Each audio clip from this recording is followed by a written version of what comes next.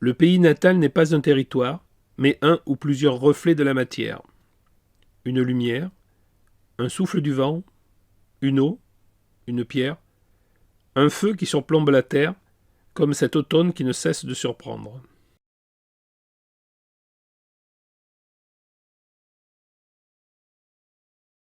Encore une journée ensoleillée. La lumière joue dans les branches dénudées, égayant la végétation en dormance.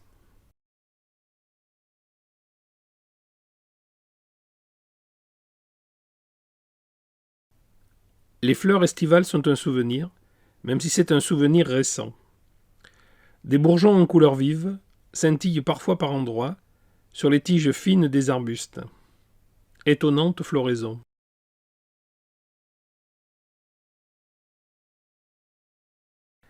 La lumière éclate en rayons qui décorent ces tiges fines d'une parure givreuse.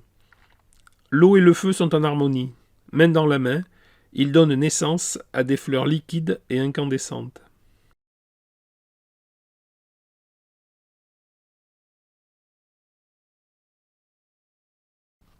Cristaux de glace et gouttelettes de brouillard refroidi habillent l'air, les branches, la terre, d'une robe blanche et mate.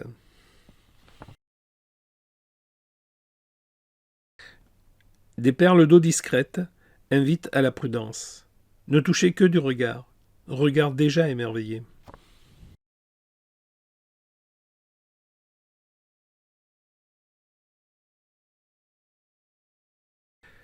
L'automne est le rêve qui a besoin de terre et de ciel et de lumière changeante.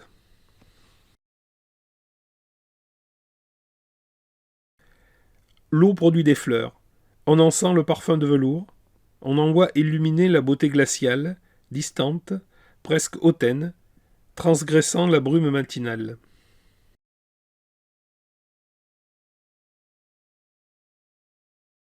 Délicate et féminine, l'eau embrasse l'élévation. Superficielle, elle fleurit spontanément les ramures, pour un seul instant, avant de s'écouler lascivement.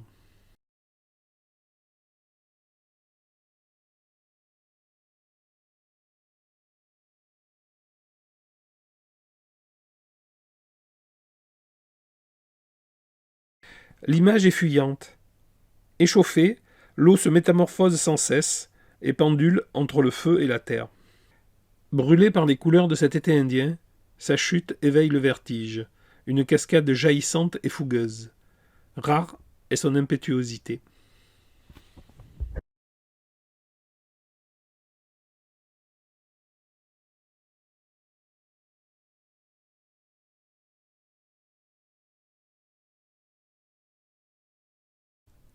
Comme une illusion étoilée, les feuilles resplendissent dans le miroir de leur propre beauté. L'eau est l'ornement du paysage, si elle n'en est peut-être pas la sève vivante.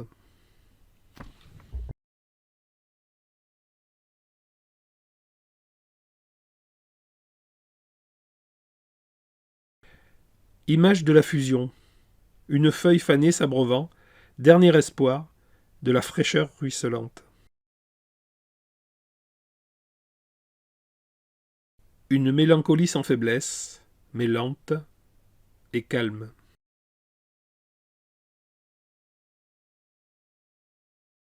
La lumière se promène dans la forêt humide, comme une étoile filante.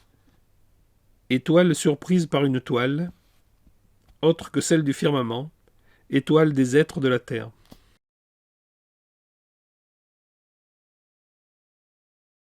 L'eau brillante donne des images fugitives et multicolores. Une ribambelle de lueurs joyeuses éloigne toute tristesse du corps en larmes. Un jeu du visible et de l'invisible se poursuit, dans un mélange créatif, dans cette explosion de réverbères, reflets, tremblements légers de la nature arrosée. Le chemin onirique continue. La lumière met de l'or volatile dans les branches qui remuent au gré du vent léger.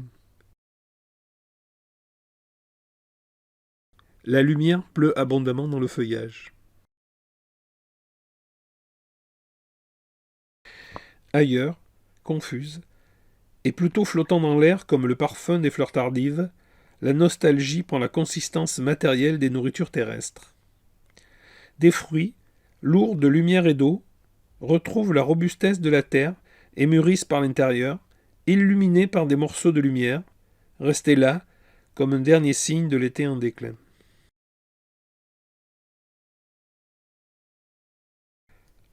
La danse des couleurs douces embrasse vaguement le regard ivre de cette complétude des éléments. La nature a un corps, elle a une odeur, elle a une âme, elle a une voix. Le mariage du feu et de l'eau répand des couleurs profondes sur les éléments terrestres.